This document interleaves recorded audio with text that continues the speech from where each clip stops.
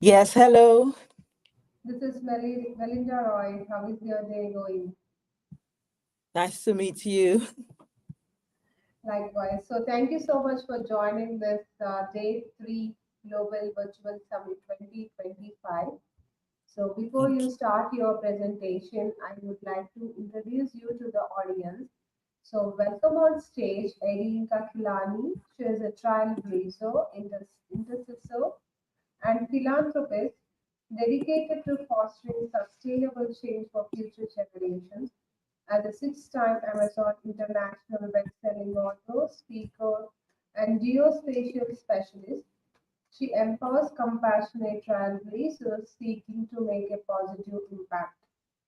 Through the power of intercession and her relationship with God, she maintains relatability in her profession and interpersonal relations. So that was the introduction of Kilani. So you can occupy the stage. Good luck. Thank you.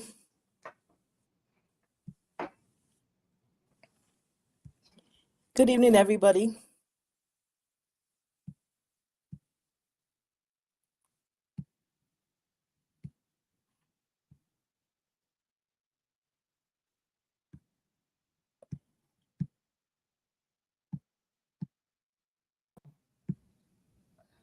Yeah. Do you have any issue, Kilani?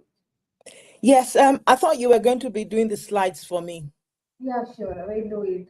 Just give us some time. Our team is working on it. Okay. Okay.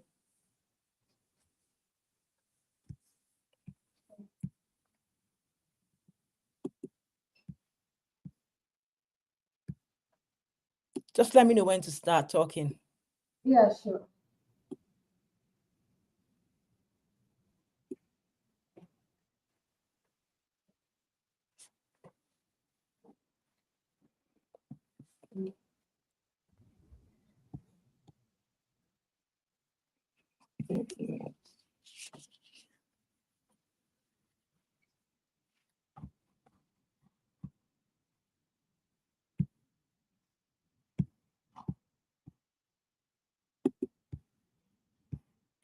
Hello, everyone. My name is Adeyinka Kilani, and I'm so delighted to actually be to have this opportunity to actually do this presentation to all of you. And I hope that by the time I'm done with the presentation, that I will encourage you, and I can actually have you to actually start to think about the things that you want to do, the things that have held you back, and actually stepping and achieving all the things you have dreamt about achieving in your life. So I will start by talking about, I've actually titled my presentation Unbreakable: The Power of Resilience. And I really want to just encourage everybody with my story. And I want to just talk about how I came to a place of accepting my journey in life, and how I managed to trust God to achieve some of the things I achieved. So if you look at the presentation, I actually, the story of my life, actually, I I've always suffered from polycystic ovaries, so I struggled to conceive and have a baby, and just as by the time I got married, I eventually had to trust God for a child, and eventually I conceived and had a son. But just as the son was about to, just can I have the next page of the slides, please? So just as my son was about to turn one, I get diagnosed with multiple sclerosis. And for some reason, I couldn't understand what was happening. I just found myself unable to walk. I had issues with one arm, and I had issues with vision in one eye. And at some point, I did not know what was really going on in my body. I was confused, and I kept on asking, I couldn't really believe that God will allow me wait so long to have a child. And then when the child eventually came, I was so sick in my body. So at that point in time, I literally struggled with my faith. I struggled with my faith so badly. And then eventually, just as my son was about to turn one, he we found out that he was diagnosed with autism, and that almost broke me. I was confused for so long. I kept on asking God, why would you promise me a child for this long? And then when the child eventually came, the child now gets diagnosed with autism. And my son is actually 17 now. He's 17. He's still nonverbal, but we've come a long way from where we came from. And I just want to encourage everybody out there that there's nothing that occurs to us, nothing that happens to us that ever catches God by surprise. So I'll talk a little bit about, resilience and what it means to me. Now, resilience, by dictionary definition, it actually is the ability to cope with outcomes, or changes, ability to bounce back when things happen that you least expect, is actually, about us navigating through the changes that happen in our lives and being able to cope with it, being able to adapt, what it means is, in every area of your growth, in your career, in your work-life balance, in everything that you do, you have that ability to bounce back when things go wrong.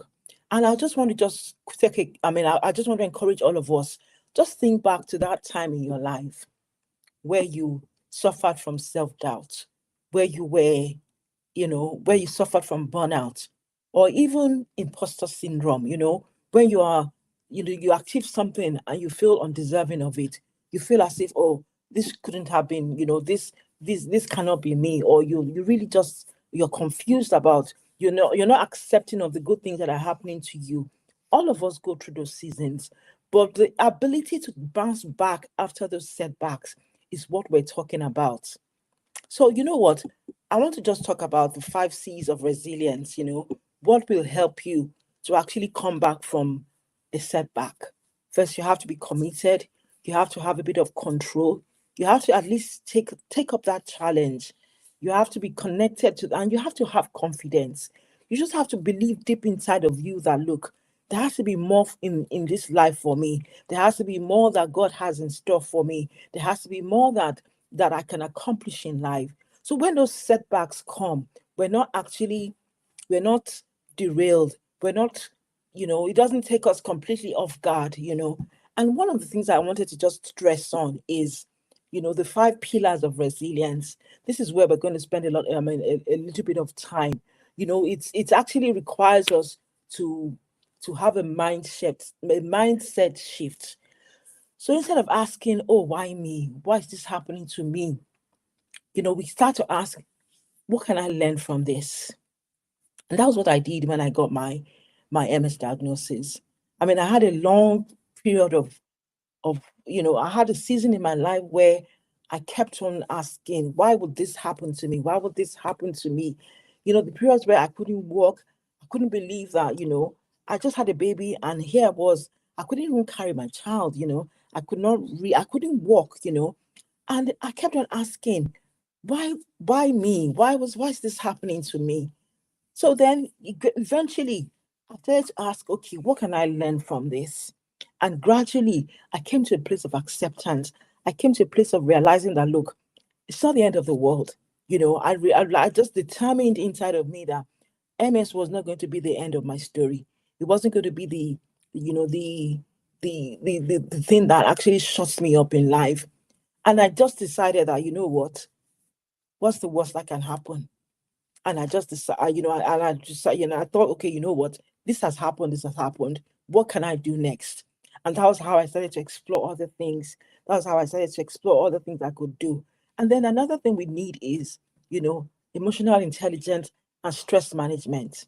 I mean, I can't even to actually put so much emphasis on that. That is actually the key thing we need. We need to be able to name the things that are affecting us. And then, when we name it, it actually helps us. It gives us the power to overcome it. When you accept that, oh, this is my new normal, this is what I'm having to deal with. And the minute we identify it, it's like a breakthrough. You're not thinking, oh, woe is me. Why am I do not deserve this? I did not deserve this. And I feel by the time we now accept it, by the time we come to a place of acceptance, Strength comes from within. We're able to cope, we're able to deal with all these challenges. One of the other things I actually adapted, I started to use the spoon theory as my coping strategy. So every day, I wake up with 10 spoons, and all my activities, I would assign spoons to them. And so when I get to a stage where I'm like, oh, this activity is going to take a lot of energy from me, and I'm like, oh, I cannot afford to waste my spoons on this, I just stop it. I literally pause, and I start to rearrange things, and it's helped me manage stress. It's helped me manage my schedule. It's helped me manage all the things that I started to accomplish, even in the face of my challenges with the MS and my son's autism. And another thing that I would encourage us to do is have a support system, have a network, you know, and that actually is quite key, because you need you need a people. I mean, your I don't want to call them your the people that are in on your side, but you need that support system. You need people that will encourage you, people that will help you when you're going through a bad time, people that that will actually pray for you, and actually seek the face of God for you when things are bad. That actually was one of the biggest things I did in life. And then one other thing I actually did is, I started to actually have a good work-life balance. I started to set boundaries. I reduced my hours of work. I actually went part-time, and self-care actually became my main focus in life.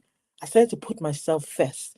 If something was going, I mean, for some reason, if you invited me somewhere, and when I wake up in the morning of the day, my legs feel funny, I don't feel bad telling you that I'm sorry, I'm not feeling well, I cannot make it anymore. We have to prioritize ourselves. Nobody's going to look out for you the way you will look out for yourself. So, one of the things you have to do to develop resilience is prioritize yourself.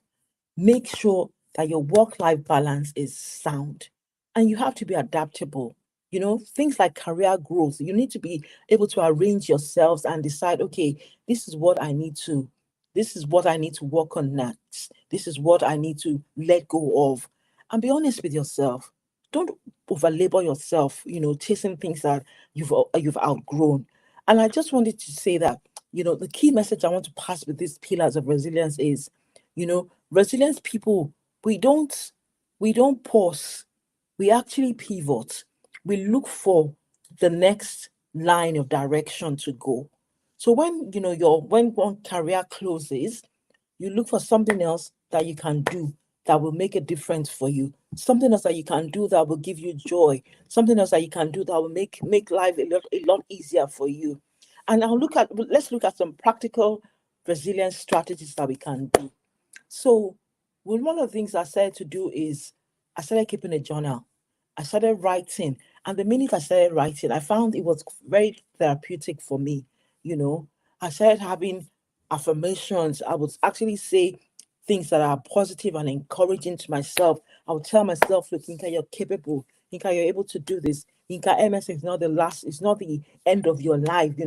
And I would even say, I would start to say affirmations about my son, and start to confess Nick's positive things about my son, you know. And then one of the things I decided to do, the minute I decided to start journaling, I started writing during the COVID lockdown, because that's one thing that the lockdown did for me. Because we were not going anywhere, I could sit down and start to write. And so I wrote in several anthologies, and I think I'm on maybe my ninth anthology now. I kept sharing my testimony and helping. And I thought, you know what? I wanted I wanted to help people that were living with a lifelong condition, so that they're not drowning in the things that are happening in their physical bodies. They know that, look, though I have this diagnosis, I can still live a relatively fulfilled life. And so that was how I ended up starting to write. And by God's grace now, I think I've done like maybe 9 anthologies. I did a solo book project, When Your Promise Comes with a Bot. And there I talked about how I came to a place of acceptance of my son's autism diagnosis, so that I could help other special need families. So we can actually find joy in our children, even with all their challenges. We can actually trust that God did not make a mistake making us their parent. The fact that God gave us those kids, it meant that He's actually giving us the ability, He's giving us the inner strength to be able to handle it. So some of the anthologies I wrote in, and I started talking about different aspects of my life, the things I had gone through, and God had brought me out of. So I wrote in Forged by Fire, Build God Tough, and there I write about my MS journey. I wrote in A Joyful Heart. I wrote about how I decided to find joy in my son's autism diagnosis. I wrote about Out of the Ashes We Will Rise. And there I wrote about some childhood traumas that I went through that I finally got healed from. And I wanted to just share those stories so that people can actually not give up on themselves and they don't give up on God. And then I wrote in More Precious Than Gems, She Knows Her Worth. There I also talk about some traumas and how I came to a place of acceptance. And then I did self-love journal. Oh my goodness. Self-love journal was me telling people that look, you need to prioritize yourself. You need to actually spend time to to you know shut down and shut the whole world out. Make yourself an important person. The Bible encourages us. It says we should love others as much as we love ourselves. So imagine if you don't love yourself, how are you going to be able to love other people? So that was one of the things I talked about in self-love journal. And then I wrote in Finally Free 2 and 3, and I did Abba's daughter. Abba's daughter, I wrote about the woman Abba's daughter was also talking about characters, women in the Bible that actually encouraged us. And I wrote about the woman with the issue of blood. And one of the things about that story, that book, that my chapter in that book was how, none of us knew that woman's name. The Bible just records her as the woman with the issue of blood. And a lot of the time, we allow our circumstances to label us. She had a name, but nobody knew her by her name. She was actually called Veronica, but nobody knew her by her name. Everybody just knew her as somebody that had, the woman with the issue of blood, the woman with the issue of blood. So her illness became her identity. So I wrote about it and I just decided to say, you know what? We don't have to accept that label because, to be honest, there's more to us than our illness. There's more to us than the challenges we're facing. So I decided, okay, you know what, let me write about that woman. But then I write about the importance of us having our own identity so that circumstances do not be the ones that actually label us. And then my solo book project, When Your Promise Comes to the Board, that is me writing about me coming to a place of acceptance of my son's autism and how I've grown to love him, even with all the buts that came with him. Then my next book I'm actually working on now is actually titled Echoes of Resilience. And there I talk about mental health breakdowns in families, how we can navigate it, because my mom suffered from it when I was growing up. And the stigma and the shame of having, a member of your family having mental health challenges was what I decided, you know what, I don't want this shame anymore. The fact that somebody had a mental health breakdown is an illness like every other illness. And we seek medication for you, get treated for it. So, there's no need to stigmatize the family or stigmatize the person themselves. So that's one of the things I'm addressing. And I just hope that by the time I share the stories and I share these testimonies, people can draw strength from it and decide that, you know what, I don't want to live in the shadows anymore. I was ill and now I am well. And there's no need to stigmatize families or even the person themselves. So I just, you know, want to encourage all of you, if you can actually, just take a look at my any of these titles on Amazon. It'll be very good. I promise you, will find a story or an account that will encourage you, an account that will actually give you strength. That even if you have a diagnosis and you're living with a lifelong condition, or you need to be medicated, whatever it is, you find strength every day. There's new strength for you, and you can wake up and accomplish great things in your life. You can accomplish great things even in the face of all those challenges. God has built us up in such a way that we've got inner strength and we can overcome all of these things, even as they come our way. So what are my key takeaways? What are my key takeaways? I want you to be able to walk through all of those your challenges. I want you to look for support. I want you to set boundaries. I want you to be adaptable. I want you to be able to say, look, even though this chapter of my life has closed, this other chapter of my life has opened. Because to be honest, when I started to suffer from the multiple sclerosis and the cognitive issues, I used to think, oh my God, my life had ended. Oh, I couldn't really continue my career. Now I haven't completely stopped, but then, I knew without a doubt that things were not as they used to be. But then the writing opened another chapter for me. So that's what I want to encourage you. Even if the challenges you're facing in life has closed the chapter for you, I want to just encourage you in the next couple of maybe 7 days, spend time, just spend time with yourself and start to look at all the things all the, the things on your bucket list, the things you want to accomplish, and start to put little goals in place. Things that, you don't have to go for the big one at once. Just break it down into, little targets.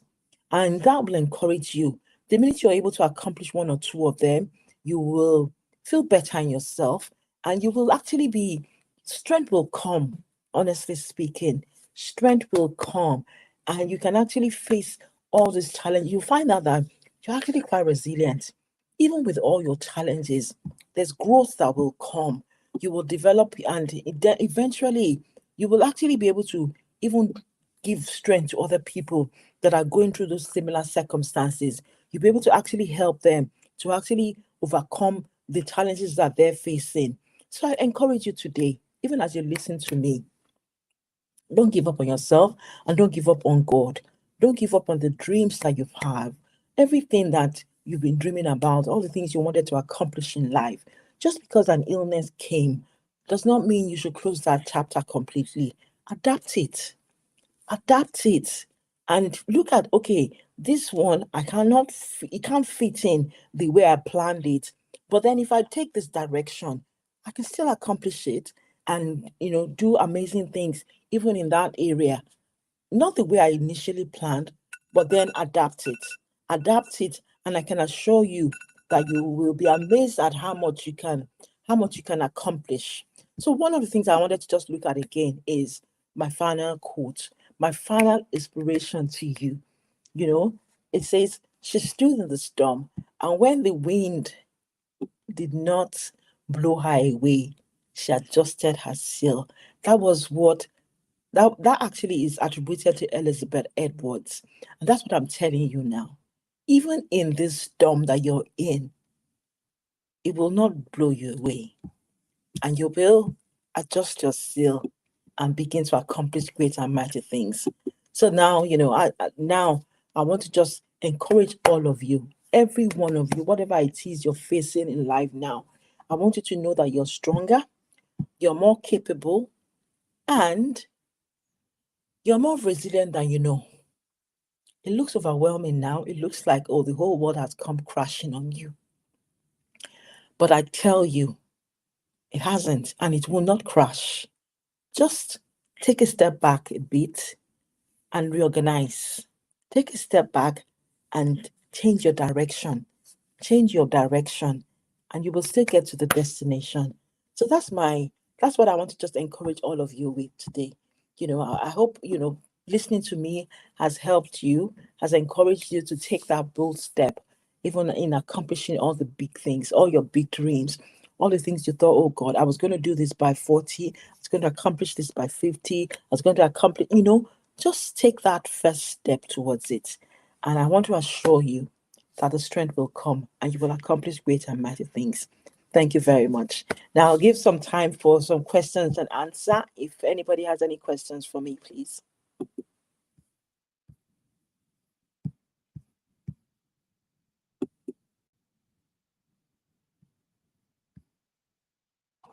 Any questions? Adeyinka, for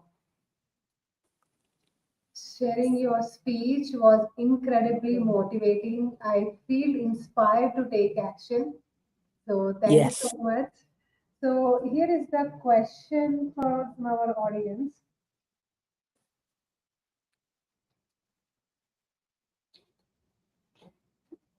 How can geographic intelligence be used to map out spiritual growth and transformation? That's a bit tricky. It's a bit tricky, but then you know what? That's the power of geography. That is the strength of geography. Because everything that happens, so long as you can collect the data and you can actually attribute it to a location on Earth, there's nothing you cannot map, honestly speaking. If you can collect the data and attribute it to a geographic location, honestly speaking, you can study trends, you can study the spread, you can study even the development and the different stages of how it all developed. So the options are limitless, honestly. The options are limitless. Okay, thank you so much for answering this question. Even though it is a bit tricky, you have That's actually my day job. I actually work as a geographic information systems person. So that's my day job. Although I don't do it full time anymore, but honestly, I love geography. I've loved it right from my uni days. that's really great of you. So thank you so much for joining this virtual summit. So please do join other speaker sessions as well. And this is the day three and the last event, virtual summit 2024, and encourage other speaker sessions as well. Thank you. You have a great day. Bye bye. Thank you very much. Bye bye. Thanks, everyone.